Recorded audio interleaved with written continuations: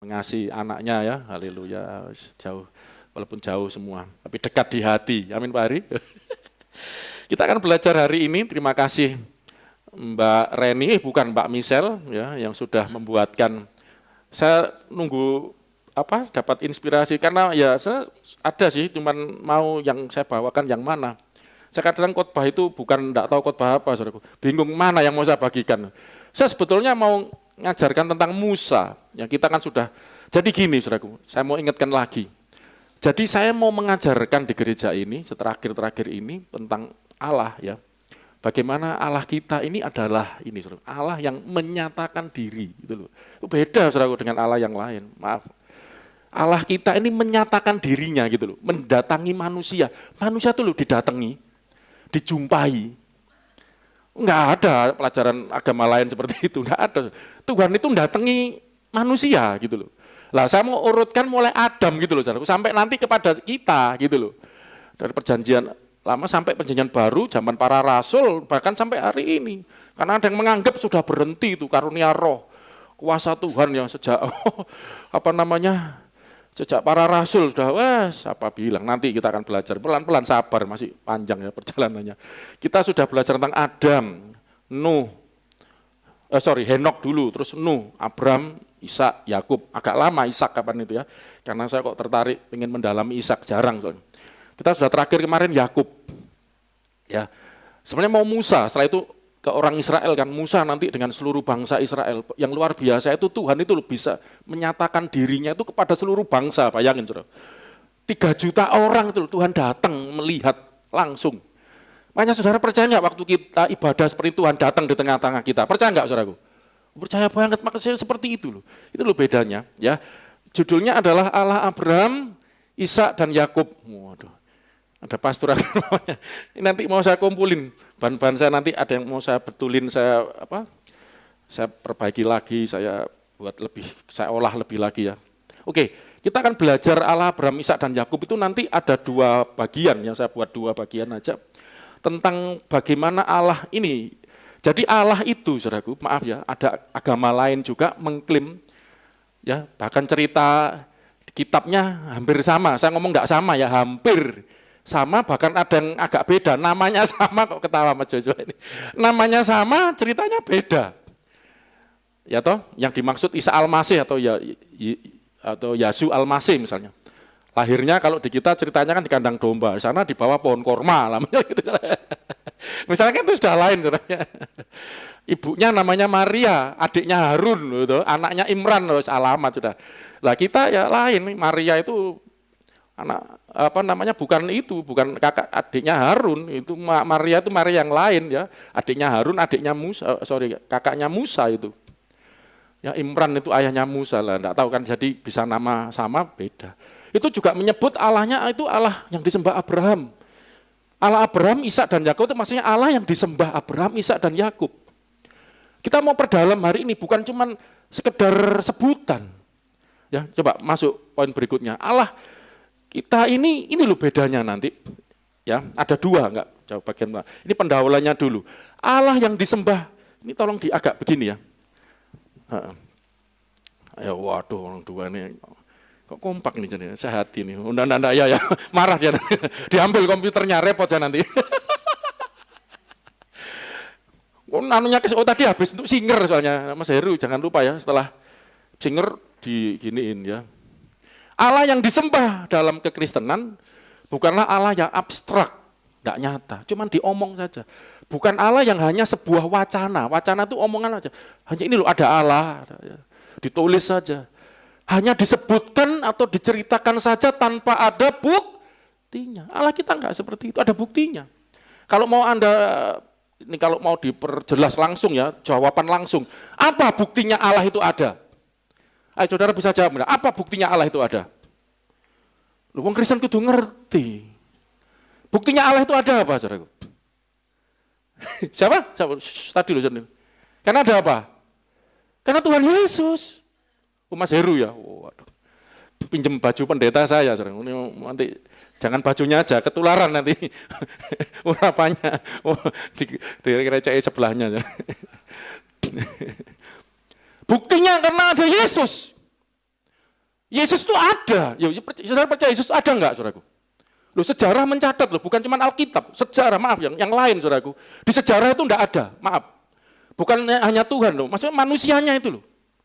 Yesus itu silsilah sejarahnya itu ada nama Bapak leluhur, semua itu ada. Saya sudah pernah tunjukkan kan, dari Adam sampai Yesus itu loh ada. Apa namanya, Toledot bahasa Ibraninya itu, silsilah. Sejarah orang orang Yahudi, sejarawan Yunani, saya lupa namanya tuh, harus lihat data itu. Sejarawan Romawi ada satu lagi, itu mencatat. Dia enggak cerita tentang Yesus seperti Alkitab, dia cuma menceritakan ini ada orang disalib karena ada punya pengikut yang banyak, dianggap mau memberontak, itu ada. Sejarah mencatat gitu loh. Jadi orangnya benar-benar ada karena disembah gitu, gitu. Ada pengikutnya gitu loh. Jadi bukti nyata bahwa Allah itu ada adalah Yesus. Ada Yesus, itu berarti Allah ada. Dari mana? Kok bisa disimpulkan begitu? Karena waktu Yesus datang, dia ngomong, barang siapa melihat aku, dia telah melihat Bapa Allah. Sekarang ini kamu telah melihat dan mengenalnya. Karena lihat Yesus, itu buktinya. Ya, puji Tuhan. Ya, jadi ada buktinya, tapi di sini saya tidak bahas itu. Tentang Allah Abraham, Ishak, Yakub, ini saya akan tunjukkan buktinya itu bahwa Allah itu, jadi jangan langsung ke Yesus maksudnya. Kita ngerti bahwa Yesus itu adalah Allah yang menyatakan diri dalam wujud manusia. Bahasa Yunaninya itu ensarki, dalam daging. Evanirosi ensarki, gitu ya. Wis mbuh emplokna. Saya kadang-kadang karena saya enggak bisa membuat sendiri, saya mesti minta tolong, nanti saya kasih Yunani mumet nanti saya coba nanti ya apa caranya. Jadi envanirosi itu menampakkan dirinya, menyatakan dirinya, ensarki dalam daging itu Yesus. Lah kita sebelum sampai ke sana, nanti kita akan ke sana. Ini bapak-bapak leluhur Abraham, Ishak, Yakub, next itu didatangi. Allah, kita adalah Allah yang dapat menyatakan dirinya. Bisa, jadi gini loh, perhatikan baik-baik. Kata menyatakan itu dari kata dasar apa? Menyatakannya, nyata. Berarti ada nyata, ada kenyataannya gitu loh, nyata. Menyatakan biar nyata gitu loh. Jadi Allah itu menyatakan dirinya, inilah kenyataannya, nyata. Ya, Allah dapat menyatakan dirinya. Salah satu pernyataan diri Allah adalah ini kita belajar hari ini. Karena sebenarnya mau ngajarkan tentang Musa. Musa itu dijumpai Tuhan nanti minggu berikutnya dalam wujud malaikat Yahweh. Sering disebutkan sebagai Malak Yahweh sebenarnya bahasa Ibraninya. Malak itu malaikat. Malak Yahweh. Yahweh itu nama daripada Allah. Oke. Abraham, Ishak dan Yakub mengalami next perjumpaan ya bagian 1. Bagaimana kita akan menjelaskan jika malaikat ini kan Allah menyatakan dirinya, salah satu wujud penyataan diri Allah yang jadi nyata, itu Allah itu ada, itu adalah melalui penampakan seorang malaikat. Yang disebut siapa tadi namanya? Malaikat Yahweh. Kalau di Alkitab malaikat Tuhan, Tuhannya huruf besar semua, Tuhan huruf besar. Itu terjemahan dari bahasa asli Ibrani, teks Ibrani Yod He Waw He, huruf mati semua. Supaya tidak dibaca, orang Yahudi tidak berani baca, kita masih berani baca, ya karena untuk belajar, tidak apa-apa. Kalau mereka takut beneran. Tapi memang secara etika memang kita tidak perlu. Saudara, anak saya, nama saya siapa saudaraku? Agung, tidak mungkin Joshua manggil saya, Agung, kan enggak, budaya timur gitu, Papa. Makanya kita manggil Yahweh itu, tidak usah, Yahweh, mau ada aliran Yahweh, tidak perlu. Panggil dia Bapak, cukup. Yesus saja ngajar seperti itu. Bapamu yang di sorga, tahu kamu perlu semuanya itu. Kamu perlu makan, minum, pakaian, tidak usah khawatir ya. Oke, jadi Abraham, Ishak dan Yakub. Jadi gini, pelan-pelan ya. Allah Abraham, Allahnya Ishak, Allahnya Yakub. Berarti ini adalah Allah yang disembah oleh Abraham. Allah yang disembah oleh Ishak, Allah yang disembah oleh Yakub. Dan Abraham, Ishak dan Yakub bukan hanya sekedar menyembah sesuatu yang tidak dikenal, tidak dilihat. Ini loh, yang tidak nyata, yang abstrak. Abraham, Ishak dan Yakub, para bapak leluhurnya orang Israel ini, bahkan Abraham itu bapak leluhur iman kita juga. Kita ini anak-anaknya Abraham, amin saudaraku. Kita ini anak-anak Yakub juga, kita ngomong. Anak-anak Israel secara rohani. Israel itu nama lain dari Yakub, pangeran Allah artinya. Ya, itu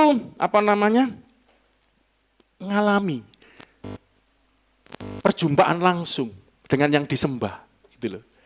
Lah Kristen itu harus belajar gitu. Anda bukan sekedar Kristen karena KTP-mu Kristen. Kok Kristen karena kau rajin tiap minggu ke gereja, enggak jamin makanya. Tapi apakah engkau mengalami perjumpaan dengan Tuhan secara pribadi dalam hidup, itu yang penting. Nah, nanti kita belajar, enggak harus cari-cari ya nanti, saya didatangi malaikat Pak. Wes, gak usah aneh-aneh, gak usah golek-golek, biar alamiah sendiri. Tapi saya dengar di sini banyak kesaksian loh, ngalami datangi Tuhan, ya terus merasakan dekat, banyak lah. Ya itu lumayan lah itu. Lah kita kan menjelaskan bagian pertama ini pengajaran ya sifatnya ya, untuk bagaimana sih kok malaikat itu adalah penampakan dari Allah. Kita lihat yang pertama dari pengalaman Abraham dan Ishak. Loh, cilik yo. Ketok enggak saudaraku? Ya. Pada peristiwa Abraham mempersembahkan Ishak, berarti ada Abraham, ada Ishak kan? Abraham mempersembahkan Ishak, berarti ada Abraham, ada yang dipersembahkan, yaitu Ishak, masih anak. Tapi anak itu sudah gede. Buktinya apa? Saya pernah khotbah ini kan, anak ini naik ke gunung bareng-bareng Abraham bawa kayu. Ini gambaran Yesus bukan, tipologi Yesus bukan. Naik ke gunung Golgota, bukit Golgota, bawa kayu untuk dikorbankan. Loh ya apa? Alkitab ini semua match semua gitu, enggak dicari-cari, saudara. Baca apapun akan ketemu, saudara, tentang Yesus di situ. Ya, Ishak naik bawa kayu. Kalau bayi enggak bisa, saudara, bawa kayu gimana? Ya, siapa? Anaknya siapa? Si Heru yang gundul itu siapa? Nael. Bawa kayu bisa enggak? Gelundang-gelundung aja, malah naik bukit, gelundung ke bawah, malah bundas kabel. Berarti agak gede kan, bawa kayu yang untuk sampai tanya kan, ini kayunya ada, ayahnya bawa apa itu api sama apa ya pisau. Mana korbannya? Abraham nanti Tuhan sediakan itu dengan iman gitu aja. Padahal kamu yang mau dibelah gitu, tapi enggak ngomong gitu. Puji Tuhan siapa nih? Sini saya senang loh, jemaat di sini ini luar biasa, saudara. Saya ngomong apa sediakan karena butuh ini, karena untuk pointer amblas enggak bisa televisi. Tadi lihat Bu Petrus ini saya tahu ini kok ada yang beli minum, belikan. Istri saya beri tugasnya lupa terus, istrinya aja lupa terus. Kamu enggak usah ke Nigeria keliling-keliling ya, belikan minum untuk suaminya. Enggak bercanda ya. Dia banyak dipikir saudaraku ya. Bingung mikir cicilan, so bimbain. Iklan Shopee, yang 2000 itu banyak iklan dong, dapat uang enggak? Dapat royalti enggak? Yang 2000 YouTube itu loh, sampai 2000. Enggak, kan kita nih sampai 2000 kan, yang satu itu aja itu. Harusnya kan dapat, enggak ada ya, enggak apa-apa lah. Kalau ada lumayan ya, buat untuk apalah. Pada peristiwa Abraham ada dua orang, Abraham, ngapain di sini? Abraham dan Ishak. Kurang doa ya. Untuk aku malah mundur ya. Ya, Abraham dan Ishak, berarti ada dua orang, ya kan? Ngalami cerita ini. Dibaca, kelihatan enggak kamu? Kalau kelihatan jajar situ aja kelihatan. Kelihatan. Nah. Kejadian 2:11-12. Tetapi berserulah malaikat Tuhan dari langit kepadanya, Abraham, Abraham, sahutnya, ya Tuhan. Lalu ia yang berseru siapa, saudaraku? Yang berseru siapa? Malaikat. Berserulah malaikat itu, Tuhan huruf besar semua, T-U-H-N besar semua. Ini bukan enggak sengaja, memang sengaja ditulis gitu untuk menerjemahkan dari bahasa teks asli Ibrani Yod-He-Wah-He yang dibaca Yehova atau Yahweh itu. Malaikat Yahweh, saya ngomong gitu aja, dari langit, di mana langit kepadanya Abraham. Saya gini nih nutupi tulisannya enggak, saudaraku? Enggak ya. Ditinggikan lagi. Pendek emang. Terus, ya Tuhan, sahutnya Abraham, lalu ia berfirman. Ia ini malaikat Yahweh berfirman, berkata, jangan bunuh anak itu dan jangan kau apa-apakan. Anak itu siapa? Ishak. Berarti ada Ishak di situ kan? Gitu loh maksudnya. Ada Abraham, ada Ishak mau dibelah. Jangan bunuh, sudah mau peso mau diletakkan. Stop, jangan bunuh loh. Berarti ada Abraham, ada Ishak. Berarti Ishak ini ikut melihat malaikat Yahweh enggak? Berseru dari langit, lihat enggak, saudaraku? Ngalami enggak? Ya toh? Ngalami. Terus pengalaman. Jadi kata kuncinya Kristen itu penting, mengalami. 1, 2, 3, mengalami. Ini enggak ngalami, kecut dadi wong Kristen rugi. Gak ngalami apa-apa, lo gak salah ta. ngalami Tuhan gitu loh. Yo ngalami meh dibelah iya Pak. ngalami, waduh dikorbankan, ngalami pencobaan, ngalami ujian. Sebenarnya yang diuji itu kan bapaknya, saudara. Tapi anaknya ikut, ya jadi sasaran ujian kan ini yang ikut. Ngalami Tuhan, tapi jangan takut, saudara. Bersama Tuhan itu, Tuhan kita itu luar biasa, amin. Nggak akan membiarkan kita sampai jatuh, tergeletak. Sorry, nggak akan jatuh sampai tergeletak. Nggak akan. Ya jatuh, tapi nggak tergeletak. Karena tangan Tuhan menopang, itu kan ada ayatnya, saudara. Nggak usah takut. Ujian, di balik ujian itu, ya ada lagu, ya ini bagus ya lagu-lagu buat puitis banget ya. Seperti pelangi sehabis hujan, ya, habis hujan kan, terus hujannya berhenti ada pelangi. Begitulah kasih setiamu Tuhan. Jangan usah khawatir. Abraham dan anak ini ngalami ujian, harus mempersembahkan ya korban, yaitu anaknya sendiri. Tapi di stop, jangan. Sudah sebab apa? Jangan kau apakan anak itu sebab apa? Sebab telah kuketahui sekarang bahwa engkau takut akan Allah dan engkau tidak segan-segan untuk menyerahkan anakmu yang tunggal kepadaku. Kepadaku, yang ngomong ini siapa? Kamu tidak segan-segan menyerahkan. Stop, jangan disembelih terus. Sudah cukup ujian ini, aku udah tahu. Engkau setia, engkau tidak segan-segan menyerahkan anakmu kepadaku. Ku ini siapa yang ngomong ini? Malaikat ya? Yahweh. Loh, ya apa saudara? Padahal ini masih bukti pertama, masih banyak. Padahal, coba lanjutnya, next. Poin A ini A kecil ya, saya tidak apa-apa. Malaikat tersebut menyebut bahwa persembahan Ishak adalah untuk dirinya. Padahal disebutkan sebelumnya yang minta kepada Abraham untuk menyerahkan Ishak adalah Allah sendiri. Ayatnya ini. Buka. Kejadian 22 ayat 1 sampai 2. Setelah semuanya itu Allah mencoba Abraham. Siapa yang mencoba Abraham? Ngetes Abraham? Allah. Ngetes apa? Ia berfirman kepadanya, Abraham, lalu sahutnya, ya Tuhan. Firman-Nya, ambillah anakmu yang tunggal itu yang engkau kasihi, yakni Ishak, pergilah ke tanah Moria dan persembahkanlah dia di sana sebagai korban bakaran pada salah satu gunung yang akan kukatakan kepadamu. Siapa yang memerintahkan mempersembahkan korban? Allah. Tapi malaikat Yahweh ngomong untuk diriku, berarti dia mengidentikan dirinya dengan Allah itu sendiri. Tenang, masih banyak, saudara. Terus. B. Oh ya, berbicara kebiasaan habis nyalam baca ya. Itu baru latihan. Saya kemarin pas tempatnya Mas Yoga itu ya, waco kena jeglek mati gini, bingung gini. Wah, saya sudah ngotot sampai perlu belajar tenang memang ya. Kalau sini jemaat sendiri kan keluarga sendiri kan orang macam-macam ya datang tuh jadi waduh saya kasihan kalau panas gitu loh. Orang kan segitu banyak. Mas Yoga tamunya banyak juga. Kan bawahnya banyak Mas Yoga ya. Jangan lupa Mas Yoga ya, bercanda ya. Sini itu biasanya. Saya jadi agak cepet biar kejar. Wah, ternyata ibu saya gak panas aku. Aku kok panas yo? Ini mburi gak. Oh, iki lali dinyalakno. Ya. Jadi malaikat Yahweh yang pertama tadi mengidentikan dirinya dengan Allah dalam hal persembahan. Allah memerintahkan Abraham mempersembahkan korban. Malaikat Yahweh ngomong, kamu sudah teruji mempersembahkan korban untukku loh, padahal meminta Allah. Jadi mengidentikan dirinya. Kedua, berbicara sebagai Allah sendiri. Yaitu dari Kejadian 22, 15 sampai 18. Yaitu bersumpah demi dirinya sendiri. Coba ayatnya. Ayo ayatnya. Untuk kedua ini loh. Untuk kedua kalinya. Untuk kedua kalinya. Jadi kan pertama kali stop, suruh stop. Kamu sudah teruji menyerahkan korban untukku. Yang kedua, dua kalinya ngomong apa? Berserulah malaikat Tuhan dari langit kepada Abraham, katanya, aku bersumpah demi diriku sendiri, demikianlah firman Tuhan. Ini sumpahnya sumpah yang seperti ini hanya satu, Tuhan saja yang bersumpah seperti itu.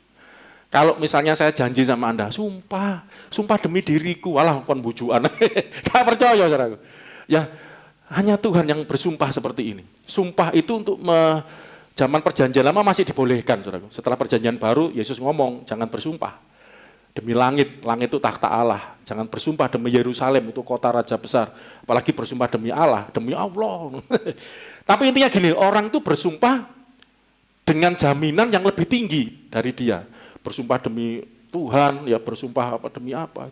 Kalau saudara maaf ya, baca kitab seberang itu, baca Tuhannya itu kalau sumpah demi apa? Demi bulan, demi bintang, demi apa? Saudara. Kalau Allah kita enggak seperti itu. Coba lihat, dia bersumpah demi siapa? Dirinya sendiri. Loh, dari sini udah kelihatan kan. Kenapa? Tidak ada yang lebih tinggi dari dirinya.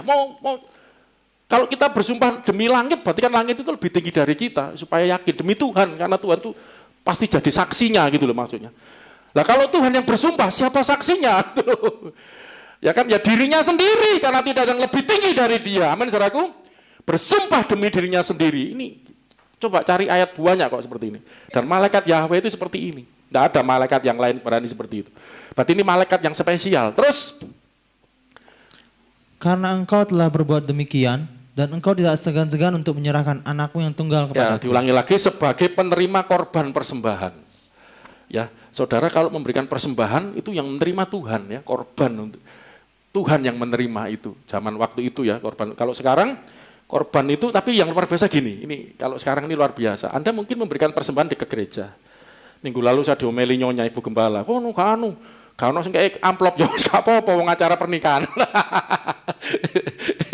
Yang lain memang teman. Waktu tempatnya kemarin siapa ada yang nikah di gereja. Itu aja dikasih di sini lain dari yang lain. Wis mempersembahkan sailinge. Kalau dia diingatkan berarti tidak mempersiapkan, maaf saudara bagi saya loh ya. Kalau Anda perlu diingatkan berarti Anda tidak mempersiapkan persembahan Anda dari rumah. Tuhan ini. Tapi bisa juga namanya orang lupa ya, kakean mangan berutu tadi. Tapi maksud saya mau ngajar jemaat itu mempersembahkan bukan karena ditodong, diingetin ngapain gitu. Biar dari hatimu sih memang. Tapi ada 3 orang lolos ujian, yang 3 orang itu saudaraku. Ya 3 amplop, gak apa-apa. Yang lolos. Dan memang kita nggak cari persembahan lah. Nggak. Saya juga mikir, maaf kalau saya orang datang acara pernikahan itu ya mereka mengeluarkan banyak hal lah. Kalau mau memberi silakan memberi, enggak juga. Bagi saya gitu kok. Gereja ini enggak ngandalkan persembahan. Amin, saudaraku. Ya toh. Ngandalkan Tuhan. Amin. Tuhan melalui Anda gitu. Tapi gini Mas, yang luar biasa gini. Ketika Anda memberi untuk persembahan untuk gereja, Anda memberi untuk seseorang. Yesus ngomong itu Matius 25. Engkau memberi minum buat saudaraku yang paling hina ini. Engkau sudah melakukannya untuk aku, kata Tuhan. Ya, jadi semua persembahan untuk Tuhan. Anda memberi saya, misalnya. Anda sedang memberi untuk Tuhan sebetulnya, sebagai hamba. Anda memberi orang yang kesusahan. Itu Matius 25 lo baca itu. Sabaslah hambaku yang setia pada domba yang sebelah kanan. Masuklah dalam kebahagiaan Tuhanku. Karena ketika aku lapar, engkau memberi aku makan. Yesus yang ngomong, Tuhan sang hakim akhir zaman. Ketika aku haus, kau beri aku minum. Ketika aku telanjang, kau beri aku pakaian. Ketika aku di penjara, kau melawat aku. Mereka bingung. Disuruh masuk kerajaannya aja masih bingung. Maaf, Ndoro Gusti, kapan ya pernah lihat Tuhan Yesus telanjang, Tuhan Yesus tidak makan, lapar, haus. Kapan tidak pernah itu perasaan. Apa yang kau lakukan untuk saudaraku itu. Saya pernah khotbah ini di penjara, suruh nangis ini saya. Mereka juga nangis. Anda itu loh, kan ada melawat di penjara juga kan itu. Itu Anda itu loh saudara-saudaranya Tuhan Yesus. Karena Yesus ngomong, apa yang kau perbuat untuk saudaraku? Huruf besarku Yesus. Yang paling hina, engkau sudah melakukannya untuk aku. Lo tahu enggak sih saudaraku? Itu loh. Jadi Anda yang melakukan untuk saudaramu yang dianggap paling hina sekalipun, saudaranya Tuhan Yesus itu. Sudah lakukan untuk Yesus. Ingat enggak ceritanya Paulus? Kalau saya ingat ini, ini juga penting, saudara. Anda juga jangan menyakiti orang, saudara. Paulus waktu menganiaya jemaat didatangi Tuhan Yesus kan, seperti sinar datang. Saulus, Saulus. Waktu itu namanya belum Putu Paulus. Masih Saulus. Untung kamu nama baptis bukan Saulus ya. Itu namanya yang lama itu. Saulus, Saulus, kenapa engkau nganiaya aku? Kaget Saulus. Loh Tuhan, kapan aku nganiaya engkau? Engkau menganiaya jemaat, itu sama saja menganiaya aku. Dengar suami. Ya sudah konseling pernikahan kan, engkau nganiaya istri mana tadi? Biasanya lo gini. Pertama, itu juga seperti engkau menyiksa menganiaya tubuhmu sendiri. Mana ada, itu orang gila aja menyiksa tubuhnya sendiri. Orang stres itu. Orang yang waras sehat pasti merawat tubuhnya. Jadi Mas Immanuel, kalau saya diceritain sampai kerja banting tulang, apa ini namanya, tidur di Surabaya, karena kan sana rame ya saudaraku ya, wah belain tidur di jalan untuk istri, wah engkau sayang istri, itu sudah melayani Tuhan loh Mas Immanuel. Gak usah ke Nigeria, seneng istrinya. Pulang bawa banyak nggak? Sampai sopir truk itu nggak pulang rindu, pulang malu, karena kurang duitnya setorannya. Tapi jangan dimarahi kalau kurang setorannya. Oh haleluya. Engkau yang sudah lakukan untuk saudaramu ini, saudara ini sesamamu ini sudah seperti untuk Tuhan. Engkau menganiaya, menyakiti sesamamu. Tuhan ngomong, kamu menganiaya aku loh. Ini luar biasa loh saudaraku. Makanya istri-istri, suami-suami saling menyayangi, amin. Orang tua anak-anak itu kok sedang menyayangi, membukti kasihnya Tuhan itu. Ya oke. Nanti mau. Ya sebagai menerima korban. Jadi ketika Anda menyayangi istri, Anda sedang mempersembahkan kasih Anda kepada Tuhan ini sebagai penerima persembahan. Terus malaikat ini menerima korban persembahan. Terus B masih berbicara sebagai Allah, yaitu berkuasa memberkati secara supranatural. Saya bisa memberkati Anda, ngasih amplop, ngasih uang atau berdoa restu, ya. Tapi itu memberkati bukan supranatural. Berkat ya sekemampuan saya hanya bisa doakan Anda, saya hanya bisa kasih yang saya punya. Tapi kalau Tuhan itu dan malaikat Yahweh ini berbicara sebagai Allah memberkati, tidak ada yang bisa seperti ini selain Tuhan sendiri. Baca apa? Maka aku akan memberkati engkau berlimpah-limpah dan membuat keturunanmu sangat banyak. Saya tidak bisa membuat keturunan Anda sangat banyak, tidak bisa. Ini hanya Tuhan. Ini malaikat loh yang ngomong, aku akan membuat keturunanmu sangat banyak seperti bintang di langit dan seperti pasir di tepi laut. Dan keturunanmu itu akan menduduki kota-kota musuhnya. Memberkati sampai keturunannya bukan cuma banyak, menjadi raja-raja, memiliki kekuasaan, menduduki kota-kota, bahkan musuhnya menjadi penakluk.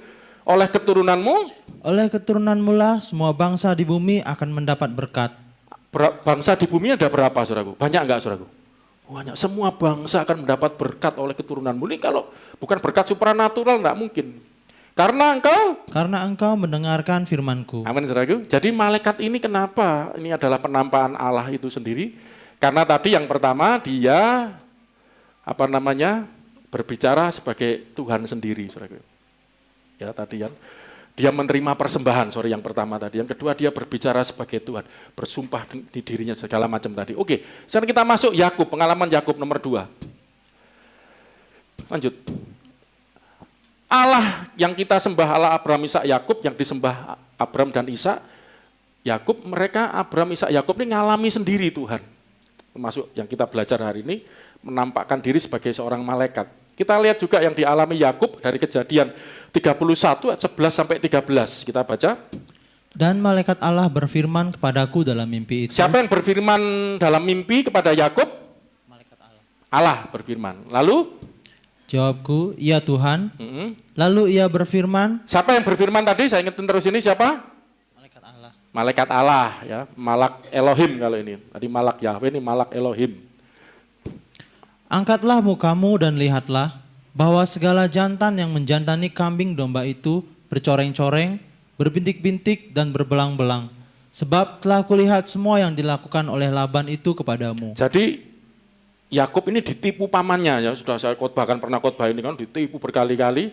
Tapi Allah itu membela dia, menolong dia. Ini malaikat Yahweh berfirman, malaikat Allah ini, aku telah melihat yang dilakukan oleh Laban menipu, tapi Tuhan menolong sehingga justru Yakub malah diberkati, lebih sukses dari pamannya yang menipu dia.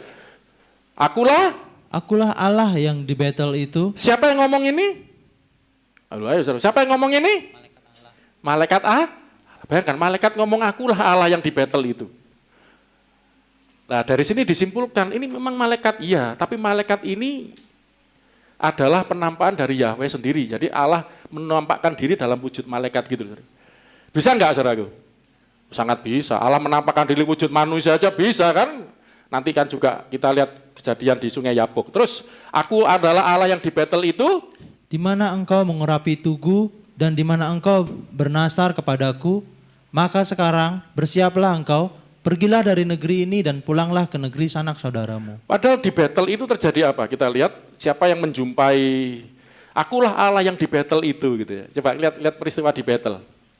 Malaikat tersebut menyebut dirinya sebagai Allah yang menampakkan diri di Betel. Coba di Betel itu peristiwanya apa? Kejadian 25, Bet-El. Bet itu rumah, El itu Elohim, rumahnya Allah. Ini dulu namanya Luz.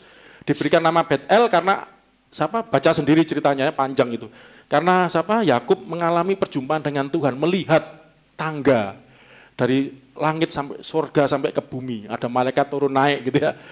Terus iya, baca, maka bermimpilah ia, di bumi ada didirikan sebuah tangga iya kan? yang ujungnya sampai di langit. Wow. Dan tampaklah malaikat-malaikat Allah turun naik di tangga itu. Terus? Berdirilah Tuhan di sampingnya. Berdirilah Tuhan di sampingnya siapa? Bisa. Oh Musa, ini cerita. Isa tadi. Yakub ini. Berdirilah Tuhan di sampingnya. Ini loh, Tuhan kita tuh bisa seperti, saya percaya enggak? Tuhan bisa berdiri di samping Anda. Loh, di samping Yakub bisa. Itu kan Yakub bapak lu. Yakub ini orang atau bukan, saudara? Ya orang, manusia. Makan sego enggak? Nek wong Jawa makan sego. Sama seperti kita gitu loh. Sampai ada ayat firman Tuhan loh, Elia itu sama seperti kita. Dia berdoa dan 3 tahun hujan tidak turun. Dia berdoa, akhirnya hujan turun kan, seperti itu. Elia manusia, nabi iya, tapi manusia juga. Ya maaf, jangan seperti keyakinan yang lain seolah-olah nabi itu kayak bukan manusia gitu loh. Sehingga seolah-olah menjadi, wah itu hanya khusus nabi. Enggak. Kalau Tuhan bisa berdiri di sampingnya Yakub, kita percaya Tuhan juga bisa berdiri di samping kita. Amin. Ada lagunya kan, kanan kiriku ada Tuhan, sekelilingku ada Tuhan. Dalam hidupku, di dalam juga ada tuh, karena Tuhan itu di mana-mana. Di kanan kiri bisa, di sekeliling kita, di dalam kita juga ada. Itu luar biasa. Tapi kali ini di sampingnya dan berfirman, akulah Tuhan, Allah Abraham. Tuhan ini huruf besar semua kan? Ini Yod-He-Wav-He, Yahweh, Allahnya nenekmu, Abraham nenekmu, dan Allah Ishak, dan Allahnya Ishak bapakmu.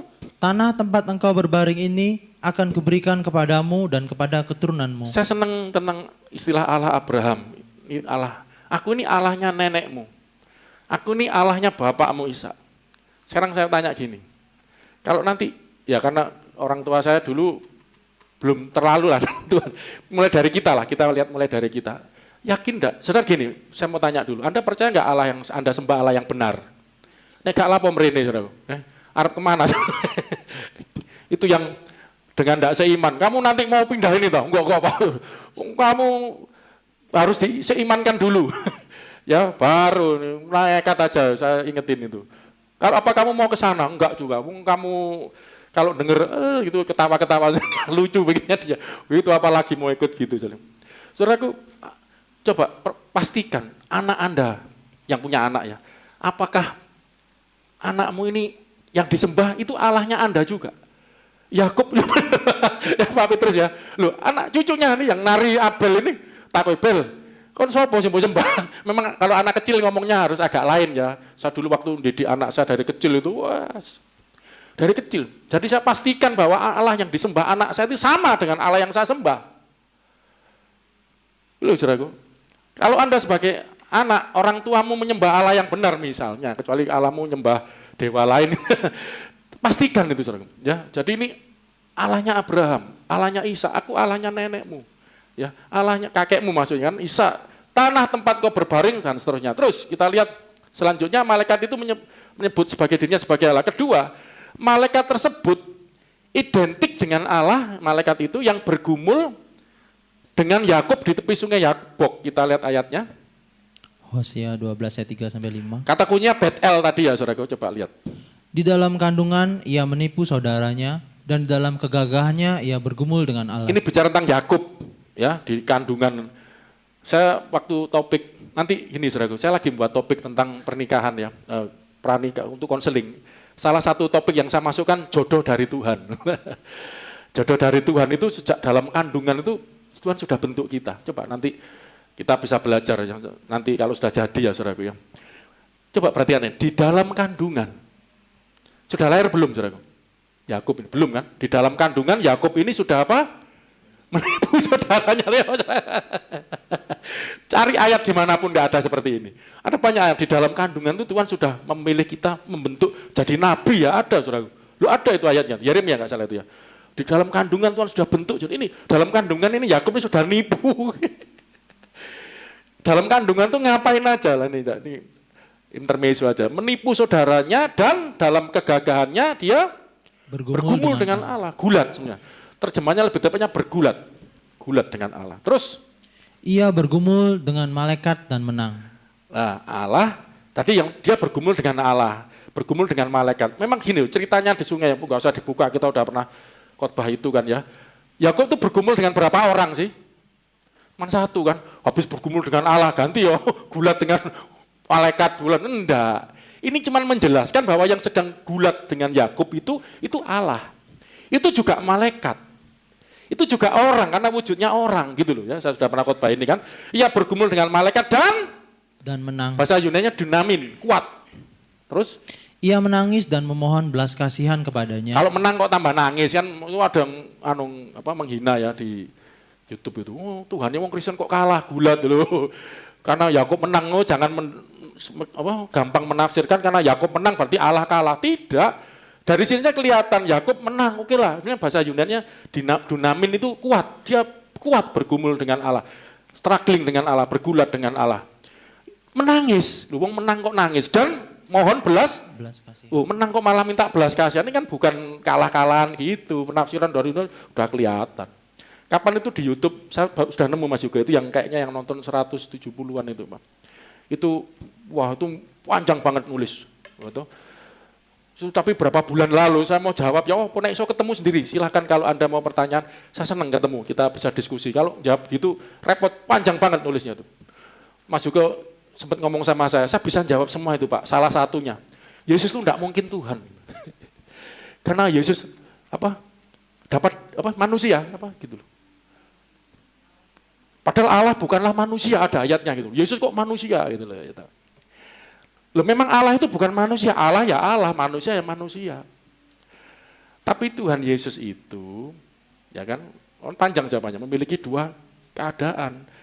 Yang keluar dari Maria itu adalah manusia, ya manusia.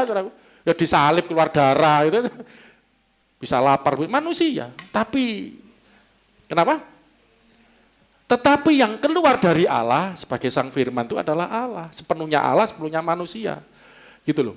Jadi, Yesus itu adalah Allah dan manusia. Sudah saya khotbahkan tentang Yakub, Bisma Yakub. Baca sendiri kan, bergumul dengan Allah dan manusia lebih tepatnya dan menang. Ya, ia menangis mohon belas kasihannya. Mas Hugo, saya nanti kalau khotbah Pak, dapat waktu saya tak jawab semua. Sudah siap dah kamu? Loh belum ngomong-ngomong dengan ngarepku.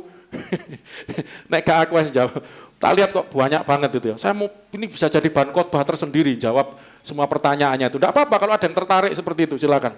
Di Betel ia bertemu dengan dia. Nah, jadi yang bergulat dengan Yakub ini juga sama dengan Allah yang di Betel.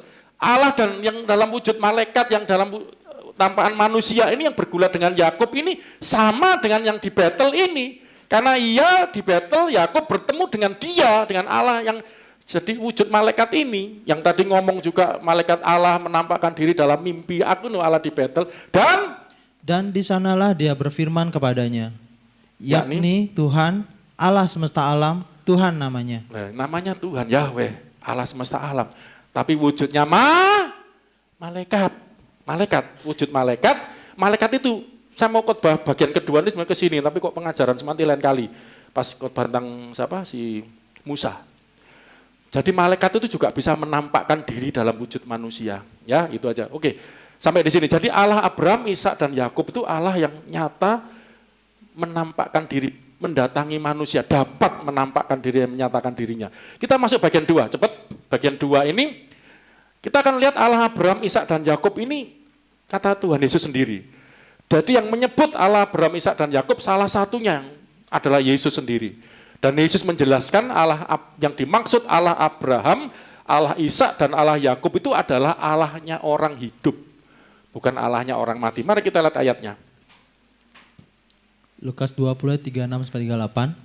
Sebab mereka tidak dapat mati Mereka lagi. ini kita, saudaraku ya, anak-anak Tuhan sudah ditebus, diselamatkan. Mereka sama seperti malaikat-malaikat. Sama seperti apa, saudaraku? Malaikat. Tapi bukan malaikat loh ya. Kita ini bukan malaikat. Sama seperti malaikat, nanti hidupnya di sorga maksudnya. Dan mereka adalah anak-anak Allah. Malaikat itu anak-anak Allah, kita juga anak-anak Allah. Karena mereka telah dibangkitkan. Yang dimaksud kita ini jadi anak-anak Allah karena kita telah dibangkitkan. Dan tidak dapat mati lagi. Coba pelan-pelan baca. Sebab mereka tidak dapat mati lagi. Siapa yang dimaksud mereka? Nanti baca atasnya itu orang percaya. Jadi saudara dan saya mati cukup sekali. Amin. Mati ketika roh kita meninggalkan tubuh. Sudah tua segala macam. Sekali. Tapi setelah itu tidak dapat mati lagi. Tidak dapat. Mereka tidak dapat mati lagi. Saudara dan saya nanti cukup sekali. Tidak bisa mati lagi. Kenapa? Sama seperti malaikat-malaikat diubahkan nanti. Nanti saya akan waktu Musa nanti lebih jelas lagi. Dan mereka adalah anak-anak Allah, telah dibangkitkan. Jadi kita ini ketika dibangkitkan tidak akan mati lagi seperti Tuhan Yesus yang bangkit hidup selamanya. Itu yang disebut hidup kekal. Amin, saudaraku. Itu berkat buat kita. Tentang ini penjelasannya ini tentang Allah Abraham, Ishak, Yakub. Tentang bangkitnya orang-orang mati, Musa telah memberitahukannya dalam Nas tentang semak duri, di mana Tuhan disebut Allah Abraham, Allah Ishak, dan Allah Yakub. Penyebutan Allah Abraham nanti ketika Musa saya akan ulangi lagi itu. Ya tapi judulnya enggak Allah Abraham, Ishak, Yakub. Allah Abraham, Allah Ishak, dan Allah Yakub itu sedang menjelaskan tentang kebangkitan. Cek pelan-pelan dulu. Allah Abraham, Allah Ishak, dan Allah Yakub, istilah ini sebetulnya juga sedang menjelaskan tentang apa, saudaraku? Kebangkitan. Ini, saudaraku. Kenapa? Ia bukan Allah orang mati, melainkan Allah orang hidup, sebab di hadapan Dia semua orang hidup. Ngerti maksudnya? Berarti Abraham, Ishak, dan Yakub itu hidup atau mati? Hidup. Dia bukan Allahnya orang mati. Jadi sesembahannya orang mati. Orang mati mana bisa itu di pengkhotbah ya? Sorry, Ayub enggak salah. Sorry, pengkhotbah. Kalau orang mati sudah enggak bisa menyembah lagi gini, orang mati enggak bisa. Tapi Allah Abraham, Ishak, dan Yakub ini Allahnya orang yang hidup. Dengan kata lain, Abraham, Ishak, dan Yakub itu masih hidup. Mereka telah dibangkitkan. Ini Yesus yang ngomong. Allahnya orang hidup loh. Ngapain Allah jadi Allahnya orang mati? Ini Allahnya orang hidup. Ya, nanti kita akan ngalamin ya. Kita akan lihat tentang kebangkitan, tentang kehidupan. Ini pelajaran tentang keselamatan. Cepat. Kita akan lihat tentang malaikat. Malaikat sebagai makhluk. Malaikat itu makhluk ya, penghuni sorgawi, memiliki sifat yang sama dengan Allah. Apa sifat yang sama ini? Coba lihat. Itu dalam hal roh. Allah adalah roh. Yohanes 4 ayat 24. Allah itu roh, dan barang siapa menyembah Dia, harus menyembahnya dalam roh dan Ya, kebenaran. makanya kenapa di gereja kita, saudaraku, gini ya, sekalian enggak apa-apa, ini bukan training pujian penyembahan. Kenapa kalau kita setelah nyanyi, kalau bisa nanti para pemimpin pujian, termasuk saya, selalu berikan kesempatan, dengar baik-baik, ada istilah, saya nyebutnya deeper. Ya. Deeper itu apa? Deep itu dalam, deeper itu lebih dalam. Kita lebih dalam dengan Tuhan. Maksudnya begini, saudara waktu nyanyi lagu apa tadi misalnya? Apa mau?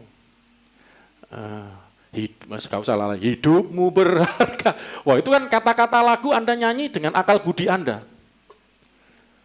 Itu belum dengan roh Anda, itu akal budi. Akal budi itu Anda kan ingat lagunya, nadanya. Kalau Anda kan beliru semua, satunya nadanya sana, satunya sini. Berarti akal budinya jalan gitu loh. Ya, tetapi waktu Alkitab ngomong menyembah dalam bahasa roh, bukan akal budiku, tapi rohku yang berdoa. Gitu kan. Nah, di sini Allah itu roh. Barang siapa menyembah Dia harus menyembahnya dalam roh dan kebenaran. Memang kita nyembah dengan akal budi, bagus, harus. Tapi jangan lupa manusia punya roh. Ya, Bu Petrus, Mas Joshua ini udah masuk grup belum? Grup umum. Belum, nanti dimasukin, masih ada apa-apa ya. Itu catatan khotbah saya masukkan di situ soalnya. Nanti ada yang sharing-sharing, wah saya dapat ketemu Tuhan. Waduh ada yang gitu ya, enggak. Kemarin highlight tentang roh itu ya, Bu Petrus sempat menunjukkan ya. Nanti saya akan, tahun depan saya akan khusus ngajar tentang roh kudus dan tentang roh manusia. Supaya Anda lebih dalam ya, kemarin saya singgung aja dalam pernikahan. itu harus menyembah dalam roh dan kebenaran. Allah itu roh. Gitu loh saudaraku maksudnya. Ya Allah itu roh, nyembahnya juga harus dengan roh, dengan roh. Roh connect dengan roh. Selama kita tidak menyembah dalam roh, nggak akan connect saudaraku. Allah hanya, coba Anda menyembah dengan Allah dengan mata Anda tidak kelihatan, Allah tidak bisa dilihat.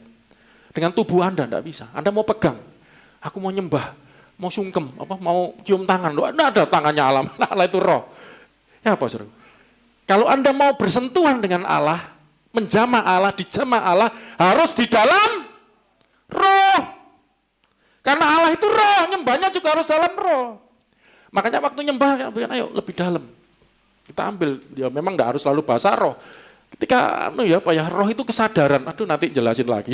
Kesadaran dalam diri Anda, contohnya paling gampang iman itu roh. Iman tuh akal kita nggak nyambung. Nah, ketika Anda misalnya, Anda ini lagi susah, bingung mikir tadi ya, cicil, nyanyi gitu terus, ngopi masih. Tapi waktu nyembah kan akal budinya kena pemikiran-pemikiran dunia. Ayo kon, wayang bayar gak duit kon. Ya masih manual iki, mobilnya 4,5 juta. Minyak durung teko-teko ya, sekali datang 2-3 kali kebayar. No ae durung teko-teko sampai nge-grab ya. Ya kan itu akal budi kan begitu. Kalau kita nyembah dengan akal budi, motak-atik terus Saudaraku, pikiran kita. Tapi waktu dengan roh, tiba-tiba gini muncul, kok yakin banget aku diberkati. Tuhan sedang, itu roh kita sedang aktif gitu loh Saudaraku. Benar ya? Amin Mas juga? Defisit apa? Mau tahu aja pendetanya ini. Tamunya wakil Saudaraku ya. Waduh. Luar biasa. Kok malirono Saudaraku. Dalam roh. Roh itu salah satunya tuh iman. Roh itu ada suatu tiba-tiba gini, Anda bisa merasakan damai sejahtera, kuat gitu ya. Maaf gini, Saudara. Kadang kalau Anda merasa aku manganku wis cukup, istirahat, turuku yo wis wakeh sampai ngiler-ngiler, turuku cukup, manganku cukup. Terus yo gak loro, awakku kok kesel kabeh, lemes ae yo lha iki lho. Kok ditulis marilah datang padaku yang letih lesu di situ loh. Itu karena ada apa? Datang padaku. Rohnya. Rohnya energi, enggak ada energi. Enggak apa-apa saya sedikit ngasih masukan. Kemarin apa ya? Gini, kita kan ya banyaklah berinteraksi dengan tetangga, dengan orang. Iku loh. Saya ini sering ada orang tuh yang enggak tahu, maaf ya, perumahan saya itu memang perumahan, tapi rodok mburi kayak kampung. Orang tuh sering ribut aja, kayak maaf ya, padahal perumahan kan, saya di Surabaya kan ada rumah agak lain gitu loh, elit lah, maksudnya orangnya ini koyok, waduh, geger, iri-irian, ada kan yang sering berapa kali ngalami diirin, kelihatan orang nggak nyopo, nggak apa, saya santai aja, aku kasih kok dengan kasih Tuhan itu aja. Saya sempat sharing-sharing sama dia sampai ngerti itu, wong iku sing gak seneng mbek kene kok lho. Lah iya cara. Tapi berapa kali Tuhan tuh buat hal yang luar biasa. Orang-orang itu datang pada kita tolong ngelilin dia mereka beberapa. Ya Mas Pri saksinya tuh ada yang naik motor sampai, Agung ketemu tuh sampai gini-gini. Kita enggak usah balas kejahatan dengan kejahatan. Amin saudaraku. Kalahkan kejahatan dengan kebaikan. Saya sempat ngomong sama nyonya, orang itu loh ngapain sih benci, iri, dengki. Ngentek-ngentek no energi. Energi rohanimu habis. Coba Anda benci sama seorang, Anda dongkol sama, itu energimu habis loh, energi rohanimu. Kenapa sih enggak engkau mengasihi saja? Sekelego, aku mengasihi dia, aku mengampuni dia, enak enteng. Bener enggak? Praktekkan, berarti Anda kalau belum sampai gitu, belum dalam menyembah dalam roh. Belum. Kalau dalam roh itu, waduh, ada freedom, ada kebebasan dalam roh. Roh itu enggak bisa dibatasi loh, saudaraku. Ya, aja kita lihat nanti. Allah itu roh, malaikat itu juga. Ayo. Ibrani. Bukankah mereka semua adalah... Ayatnya dibaca dulu, nanti yang lihat di YouTube atau Instagram bisa tahu. Ibrani 1 ayat 14. Bukankah mereka semua adalah mereka itu para malaikat atasnya ya. Adalah roh-roh yang melayani. Roh-roh yang melayani, jamak. Jadi bentuk jamak. Nanti juga salah satu membedakan malaikat yang adalah penampakan Allah dengan malaikat yang bukan, itu bentuknya jamak, selalu jamak. Kalau para malaikat itu selalu jamak. Roh-roh yang melayani, yang diutus untuk melayani mereka yang harus memperoleh keselamatan? Siapa sih yang harus memperoleh keselamatan? Kalau saudara ingat khotbah saya minggu lalu, walaupun suasana panas, dari sejak semula kita sudah dipilih Tuhan untuk menjadi anak-anaknya kan. Siapa sih yang harus diselamatkan? Ada enggak orang tua pengen anaknya celaka? Kita udah belajar kan, rancanganku damai sejahtera bukan kecelakaan. Ada orang tua pengen anaknya celaka? Enggak ada. Apalagi bapak di sorga. Jadi bapak di surga itu kepingin semua anak-anaknya bukan cuma selamat, harus selamat. Ini loh. Mereka yang harus memperoleh keselamatan. Dilayani oleh siapa, saudaraku? Dilayani oleh siapa? Melayani mereka yang harus memperoleh keselamatan. Siapa yang melayani ini, saudaraku? Ya, roh-roh yang melayani ini siapa ini yang dimaksud? Malaikat. Ini baca satu konteks ya, kalau saya buka semua kan panjang. Malaikat itu. Jadi Anda dan saya ini dilayani oleh malaikat. Amin, saudaraku? Sebagai anak-anak Allah tentunya. Oh banyak, nanti kita akan juga belajar tentang malaikat. Ya harus sabar belajar satu-satu. Malaikat itu roh, Allah itu roh, malaikat itu roh. Dan roh itu sifatnya apa? Kita lihat bagian berikutnya, kedua. Roh itu sifatnya kekal, suatu kehidupan yang kekal. Yohanes 6 ayat 63. Yohanes 6 ayat 63. Rohlah yang memberi hidup. Roh itu yang memberi hidup. Manusia ketika diciptakan, Tuhan menciptakan manusia dari debu tanah, dijadikan oleh manusia. Tapi belum hidup. Jadi hidup ketika, itu Kejadian 2 ayat 7. Allah mengembuskan, ini loh kelemahannya kalau pakai gini, saya mau buka Kejadian 2 ayat 7 nggak bisa. Kejadian 2 ayat 7. Lalu Allah mengembuskan nafasnya kepada manusia yang dari tanah, lihat debu tanah tadi, lalu menjadi makhluk yang hidup. Terjemahnya itu jiwa yang hidup. Psiki itu jiwa. Psiki zoe, ya, hidup zoe. Jiwanya jadi hidup. Jadi yang memberi hidup itu roh, daging sama sekali tidak berguna. Daging itu tubuh. Kalau nggak ada roh, apa namanya, saudaraku? Mayat. Ada gunanya nggak? Pak Hari mau beli mayat, kayak apa batang ya tuku. Nggak ada gunanya. Yang membuat diri Anda berharga itu apa, saudaraku? Roh di dalam dirimu. Ada ayat di pengkhotbah, anjing hidup lebih baik daripada singa yang mati. Hidup itu sangat berharga loh, saudaraku. Anjing sama singa ini berharga mana? Hebat mana? Singa. Tapi kalau mati, nggak ada gunanya. Saudara kalau suruh milih istri, cuanti, ini mayat, gak ada rohnya. Sama welek, urip gak kabeh, balon apa gak kawin arep. Bakal milih ae. Lah pilih ae. Saya enggak banyak milih, Saudara. Tuhan yang milih. Kan nanti topiknya Mas Joshua ini sudah punya atau belum? Istri saya tanya waktu di Joshua itu sudah punya atau belum? Ya mbuh aku kan. Dibawa dalam doa nanti Mas. Enggak apa-apa, enggak usah malu. Kalau belum nanti Tuhan pasti mengiyakan menyudahkan. Ada saja. Mas Yoga ini dulu enggak mau kawin loh, Mas Joshua. Enggak mau kawin. Bener kok. Enggak mau. Saya kapan setelah minta kawin terus, yang Esther yang nunda-nunda. Tunggu setahun sampai siap. Sampai 3 tahun ya kamu. 3 tahun kan. Loh, sabar menunggu dia. Luar biasa. Ngono gak gelem dhisik. Opo betabrus.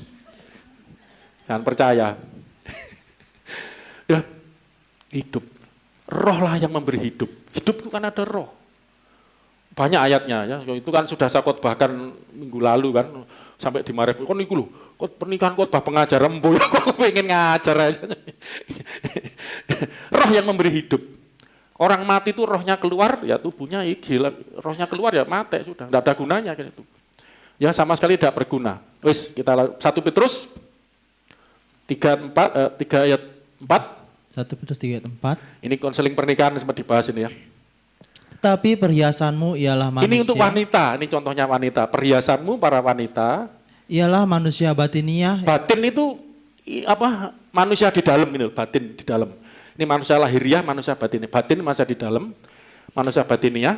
Yang tersembunyi dengan perhiasan yang tidak binasa. Jadi para wanita dengar baik-baik, perhiasanmu itu bukan emas, perak, kurandul sing kemarin khotbah Pak sapa Agustinus apa dipakai gelang sampai sak lengan ya, mungkin enggak cuma satu gini sampai ini loh, seluruh tangan ya gelang semua ya. Wow, oleh perlu gulu kayak gelang. itu itu perhiasanmu bukan itu, tapi ini ayat atasnya gitu, tapi perhiasanmu ialah manusia batin, manusia yang di dalam itu loh, perhiasan di dalam yang terus bunyi, tidak kelihatan. Dengan perhiasan yang tidak binasa. Saya tanya, tidak binasa itu maksudnya apa? Iso mati gak? Bisa kekal. Jadi perhiasan yang kekal. Yang berasal dari roh, ya, yang lemah lembut dan tentram. Lah, kekal, roh itu enggak bisa mati. Saudara tahu enggak, iblis nanti itu akhir zaman itu enggak dibunuh dalam arti mati seperti mana, enggak, dibuang ke dalam gehana, api yang menyala-nyala sampai di situ. Ya, makanya kenapa di neraka itu Yesus kan ngomong, mereka akan menderita ratap tangis dan kertak gigi itu selama-lamanya, menderitanya, sakitnya itu selama-lamanya loh. Jangan dipikir ini ajaran yang salah itu. Di neraka harus mati, gak kerasa apa-apa. Enggak. Itu rohnya kan, yang dihukum itu kan rohnya, tubuhnya sudah dipendem tanah, amblas sudah. Rohnya ini, ya toh yang dihukum, kalau dibangkitkan lagi kan tubuh rohani ya, nanti lain kali kita bahas. Itu dibuang ke api yang menyala-nyala. Hati-hati loh, yang belakang ya, bertobat ya. Nah, tolak-tolak cuma. Ini bukan nakut-nakuti, saya senang kalau khotbah nakut-nakutinya. Itu hidup tapi menderita, hidup kekal.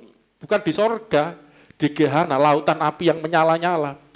Tidak binasa. Lah roh itu, kalau para wanita ini di dalam dirinya ada roh yang kekal, tidak bisa mati ini ya. Ini akan menimbulkan perhiasan, akan memberikan perhiasan yang lemah lembut dan tentram. Wanita itu, dengar baik-baik, nek pengen payu ya. Sing wis payu nek pengen disayang istrinya. Sayang suaminya, istrinya. Istri sayang istrinya, sayang suaminya, para wanita. Ini ayat ini bagus loh. Ada roh yang Tuhan sudah berikan dalam hidup itu menghasilkan kelemah lembutan. Makanya wanita itu harus lemah lembut. Wis enggak bisa dibantah lah. Mau suku apapun, ya ada kelemah lembutan dan ketentraman, bahwa tentram. Ayem, tentram, damai. Nanti saya ada topik itu nanti di khusus untuk saya lagi buat itu. Nanti saya mau materikan. Oke, jadi roh itu kekal, tidak binasa, kekal. Bahkan bagi para wanita bisa memunculkan inner beauty-nya gitu loh. Anda enggak perlu ke salon. Kemarin Nyonya nunjukkan saya ada TikTok ya. Ini salah operasi. Dokter Indonesia, dokter siapa? Singapura, omong kosong, rusak semua. Terus dia ke dokter mana? Jerman apa? Ya, pokoknya dia hidungnya bisa keliru gitu. Wes gak usah. Ada roh yang tidak dapat binasa, yang lemah lembut dan tentram, itu menjadi perhiasanmu para wanita. Amin. Amin. Lihat istri saya ini perhiasannya apa? Saya enggak pernah memberikan emas, puji Tuhan enggak pernah. Kalau duitnya. Tapi oke enggak saudaraku Nyonya ini? Oke, gak kalian mulai loh ya. Ini juga akhirnya, gak tutup apa ya? Terus gak usah Pak, gak usah. Loh, wanita Kristen itu seperti itu. Wester tuh kok emas, terus stop Mas juga, gak usah. Boros untuk. Oh investasi gak apa-apa. Saya gak bicara investasi, perhiasan. Ojo keliru. Investasi boleh, ini perhiasan. Bukan berarti tidak boleh-boleh lah, tapi gak usah berlebih. Karena perhiasan kita yang sejati ini adalah roh yang tidak binasa ini loh, kekal. Inner beauty-nya keluar dari situ. Kelemah lembutan, bawa damai. Payu-payu, gak mungkin, gak suwi-suwi. Ngantri ya, sak taek Dayak. Wong Surabaya ngomong, wah kayak ngono ya. Ini basa Surabaya kan ngono, saking wake, ngantri-antri. Nah nek cowok nanti ada lagi ini khusus. Saya kebetulan bahas tentang roh. Gak iso ngetokno ayat liya terus. Roh itu kekal. Terus roh kehidupan itu, roh itu juga berasal dari Allah. Terus Roma 8 ayat 10 sampai 11. Tetapi jika Kristus ada di dalam kamu, maka tubuh memang mati karena dosa, tetapi roh adalah tubuh kita memang mati nanti karena dosa. Tidak ada tubuh itu selalu tambah tua, tambah putih, rontok, habis, tambah menua, kerut. Saya sudah mulai ada kerut. Itulah manusia lahiriah kita semakin merosot.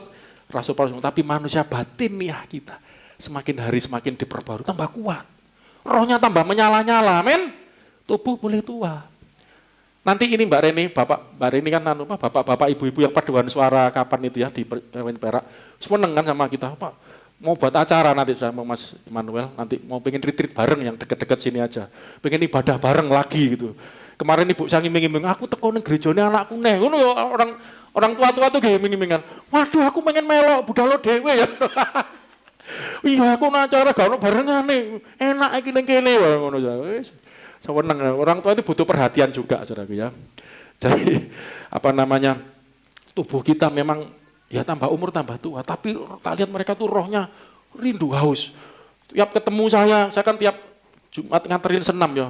Kapan Mas Agung? Kapan aja, gak ngerti ngaturnya, bingung tanggal. Tapi dalam hati saya, oh ya Pak, sabar nanti. Gak sabar mereka, kapan terus itu ya. Jadi tubuhnya memang menua, tapi ini loh roh, kerinduan akan Tuhan ini. Nanti roh Tuhan saya jabarkan banyak seperti itu. Ya, itu memang mati, tapi roh adalah kehidupan oleh karena kebenaran. Hidup terus, menyala terus. Dan jika roh Dia yang telah membangkitkan Yesus dari antara orang mati, diam di dalam kamu, Roh Kudus yang dimaksud, maka Ia yang telah membangkitkan Kristus Yesus dari antara orang mati akan menghidupkan juga tubuhmu yang fana itu oleh rohnya yang diam di dalam kamu. Roh itu tidak binasa loh, kekal loh. Kan membangkitkan juga tubuh kita. Lah tubuh itu nanti ada pelajaran tersendiri ya. Dibangkitkan dengan tubuh kemuliaan, tubuh roh yang baru. Nah pas itu. Jadi roh ini apa ya maksudnya? Jadi Allah yang hidup. Allah Abraham, Ishak, Yakub, Allah yang hidup, Allah yang roh. Malaikat itu juga roh. Roh itu kekal sifatnya. Cuman bedanya iblis itu ya roh. Satunya roh yang bersifat suci, satunya roh jahat gitu, bersifat jahat gitu ya. Lah kita diberikan roh. Juga roh ada rohnya manusia, ada rohnya Allah. Saya enggak bahas itulah panjang nanti. Tapi intinya inilah roh ini yang membuat kita hidup gitu loh maksud saya. Terus bahkan ada Roh Kudus pun akan menghidupkan kita kembali ketika kita mati nanti. Mak Yesus berjanji barang siapa percaya kepadaku dia akan hidup walaupun sudah mati karena ini. Terus keempat sampai 5 aja kok. Allah mengaruniakan kekekalan agar manusia dapat bersama dengan Dia selamanya. Efesus 2 ayat 4 sampai 6.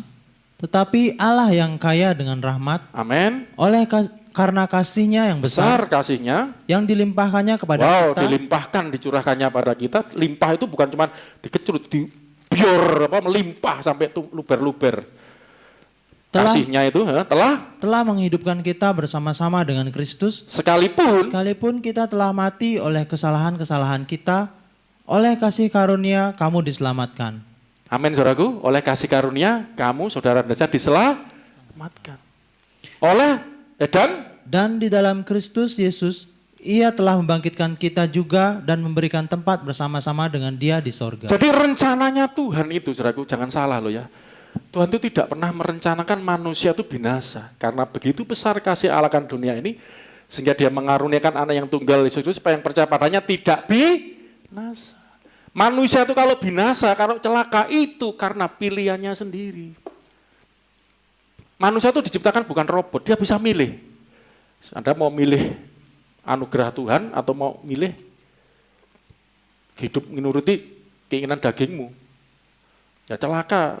Makanya Tuhan datang memberikan, Yesus datang, firman Tuhan datang, Anda jadi berkat buat orang-orang ini supaya kembali kepada Tuhan. Supaya nanti hidup kekal. Ketika mereka, gini saudara, singkat cerita. Ketika orang menerima Yesus, orang itu akan menerima Roh Kudus, itu loh kuncinya. Dan ketika ada Roh Kudus dalam hidup seseorang, roh ini akan membangkitkan gitu loh yang membuat orang ini hidup kekal karena roh itu sifatnya kekal. Ini yang dimaksud Allah Abraham, Ishak, Yakub, Allahnya orang hidup.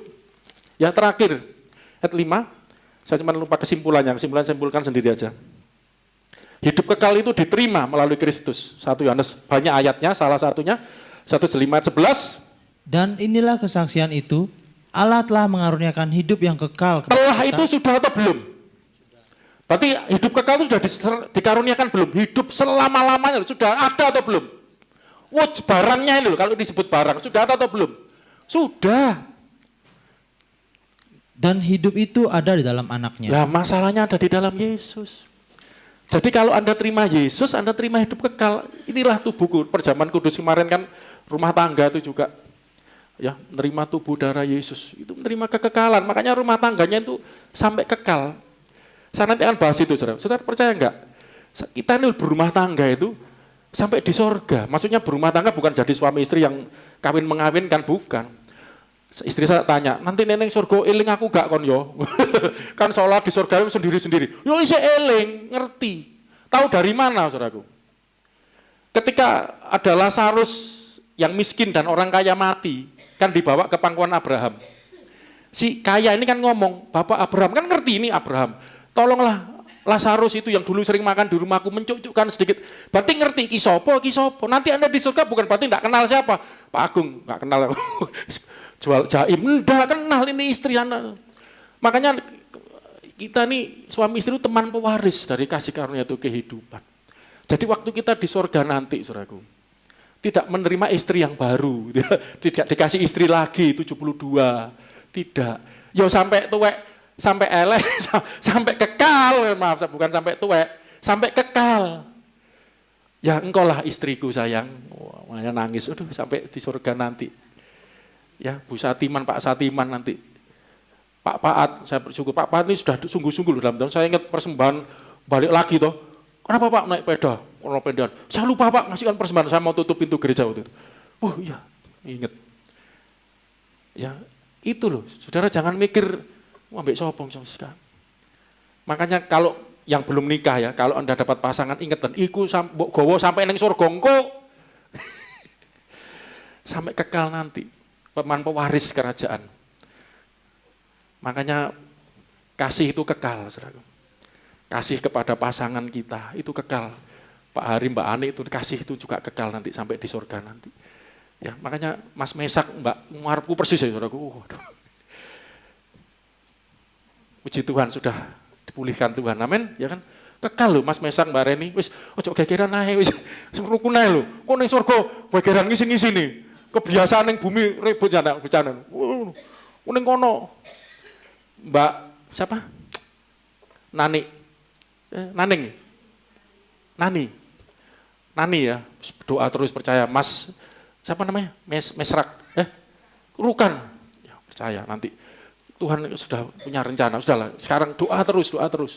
Nanti Tuhan yang akan bekerja. Ya sampai, ojo mikir tak ganti sopo ya, ojo ya Mbak ya. Iki megelno wong iki. Ojo ngono, ayo bertobat siapa yang mikir gitu ya. Tak gantine ae. Itu bukan rencana Tuhan ya. Makanya yang belum itu ya, Mas Pandi, Mas Opo itu nanti sampai di sana loh kamu. Kecuali kamu enggak masuk ke sana, enggak tahu nyasar kemana. Wis urusanmu kamu kalau enggak mau dibimbing. Bimbing ini minta ampun, bimbing Pandi ya, minta untal lah rasanya. Banyak doakan ya saudara ya, godaannya banyak. Memang orang kalau mau dipakai Tuhan itu tantangannya banyak. Ayo kita berdoa. Ya puji Tuhan sampai jadi. Terakhir itu, Tuhan Yesus memberkati ya itu. Mono Michelle itu, bukan saya loh saudara gitu ya. Terima kasih ya Michelle. Nonton ya, dia Instagram. Tuhan berkati Michelle ya, sedang nonton di rumah.